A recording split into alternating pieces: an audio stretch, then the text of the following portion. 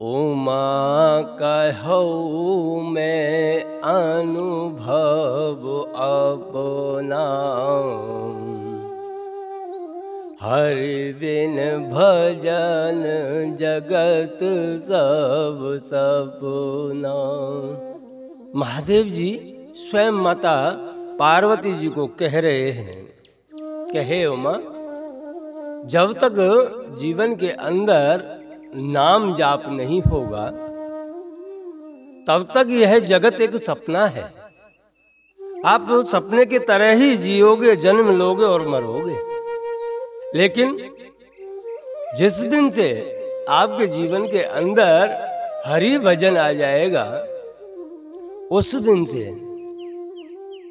आपका सत्य में जीवन चालू होगा कि अब आप अपनी जिंदगी जी रहे हो। जब तक प्रभु का भजन आपके जीवन में नहीं है, तब तक आपके लिए ये जगत एक स्वप्न है, और इस स्वप्न से बाहर निकलने के लिए हमें हरि भजन तो करना ही पड़ेगा। इसीलिए महापुरुष लोग यही कहते हैं कि आपसे जितना हो सके उतना हरि भजन करो। अरे काम कर रहे हो तो क्या हुआ, काम करते करते भी हरि भजन किया जा सकता है। काम हाथों को करना है, मन तो फिर भी खाली बैठा रहता है, तो आप मन से भजन कर सकते हो। आसन लगाने की जरूरत नहीं है। आसन लगा करके एक जगह बैठोगे नित्य नियम से, तो भी आप भजन कर सकते हो। मुझे एक महात्मा जी की बात बहुत सुंदर लगती है। वह महात्मा जी का एक ही नियम, और कोई नियम नहीं। बस रात को 2 बजे जग जाए, नित्य नियम कर्म कांड करके नहा धो करके और शॉल ओढ़ करके बैठ जाए, और बैठे बैठे वह खाली जाप चालू कर दे, राम राम राम राम राम राम राम राम राम राम राम राम। ऐसे वह 3 घंटे बैठते। उनका नित्य का नियम था।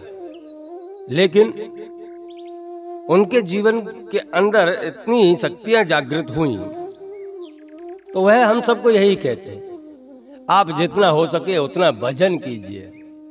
आपको जो चाहिए वह मिल जाएगा। लेकिन भजन करते करते लोग अपने दुखों को याद करने लग जाते हैं। मेरे पास में ऐसे हमारे प्रश्न आते भी हैं। कहते हैं कि बाप जी, हम भजन बहुत करते हैं, लेकिन हम दुखी भी उतने हुए, हमारे कष्ट समाप्ति नहीं हो रहे। और जो लोग भजन नहीं करते वह सुखी होते जा रहे हैं। इसका कारण क्या है कि भक्ति करते करते हमें दुख प्राप्त होते हैं, और जो भक्ति नहीं करते वह आगे निकलते जाते, उनके सभी कार्य सफल होते जाते हैं। तो इसका जवाब मैं आप लोगों को एक ही बताऊंगा कि उसके पूर्व जन्म के जो अच्छे कर्म थे, आज वह उन अच्छे कर्मों को यहां भोग रहा है, इसलिए ऊंचाइयां चढ़ता जा रहा है। जिस दिन वह अच्छे कर्म समाप्त हो जाएंगे, उस दिन धड़ाम से नीचे आके गिरेगा। क्योंकि उस जन्म के भी बुरे कर्म और इस जन्म के भी बुरे कर्म जब जोड़ देंगे, उसी क्षण से उसकी नीचे गिरने की राह चालू हो जाएगी। इसी प्रकार भक्ति के अंदर भी आपके पूर्व जन्म के जो किए हुए कर्म है, भगवान चाहते हैं कि आपके पहले वे बुरे कर्मों का हिसाब पहले कर लिया जाए, ताकि जब वह बुरे कर्मों का चौपड़ा समाप्त हो जाए, लेखा जोखा समाप्त हो जाए, और फिर उसके बाद में आपके पास में खाली भजन ही भजन बढ़ेगा, तब आपको आनंद आएगा। तब तक आप अपने मन के अंदर दुर्विचार कभी मत लाना कि भक्ति के अंदर भगवान हमारी तरफ देखते ही नहीं है। मैंने कल भी बताया था, आज भी बता रहा हूं कि भगवान तो हमेशा हमारे साथ में है। और आप क्या चाहते हो? साथ में ना है? अरे वो साथ में ही है। आपके पल पल का कार्य वही तो कर रहे हैं। आपके पिछले कर्म कुछ भयंकर रहे होंगे, पर मेरे प्रभु उनको सरलता से आपके जीवन में धीरे धीरे धीरे धीरे ला ला करके समाप्त कर रहे हैं, ताकि आपको कोई परेशानी भी ना हो और आप उस कर्म बंधन से मुक्त होकर के जो राम नाम जाप चालू किया है, उस जाप के माध्यम से धीरे धीरे आपके संपूर्ण बुरे कर्म समाप्त हो जाएं और जो नए कर्मों की लिस्ट आप बना रहे हो, उनका फल आपको एक साथ में प्राप्त हो। नहीं तो आप विचार कीजिए, कोई मटका है, उस मटके के अंदर आप दोनों चीज भरोगे क्या? तो लोग बाग उसको मिक्स कहेंगे कि ये तो मिक्स है, इसका कोई भाव नहीं आएगा। अगर उसमें एक ही चीज भरोगे तो उसका कोई भाव भी आ सकता है। इसी प्रकार भगवान आपके छांट छांट करके जो पूर्व के कर्म हैं उनको निकाल रहे हैं और आपकी सहन शक्ति को परख रहे हैं कि आपकी सहन शक्ति कितनी है, आप कितना सहन कर सकते हो। आप इस सत्य के मार्ग से कब तक नहीं भटकोगे। और इतना और बता दूं भैया कि जिसके जीवन में भगवान का जाप चालू हो चुका है और उसको सत्य मार्ग बताने वाला कोई सद्गुरु प्राप्त हो चुका है, तो वह इस मार्ग से कभी भटकने वाला नहीं है, वह भटकेगा भी नहीं। क्योंकि कारण यही है, क्योंकि उसके ऊपर उसको मार्ग बताने वाला बैठा हुआ है। आप दुखों से कभी परेशान मत होना, बल्कि उसमें स्वतः को खोजना चालू कर देना कि मेरे प्रभु मेरी सारी बुराइयां धीरे धीरे धीरे धीरे निकालता जा रहा है।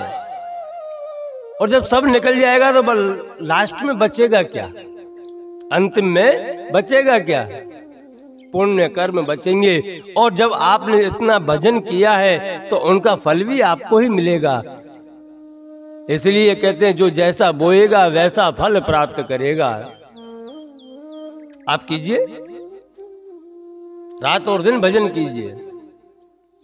सबसे पहले आपके बुरे कर्म ही निकल करके बाहर आएंगे, और जब वह समाप्त हो जाएंगे तो आपको राम नाम की महिमा का सच में पता चलेगा।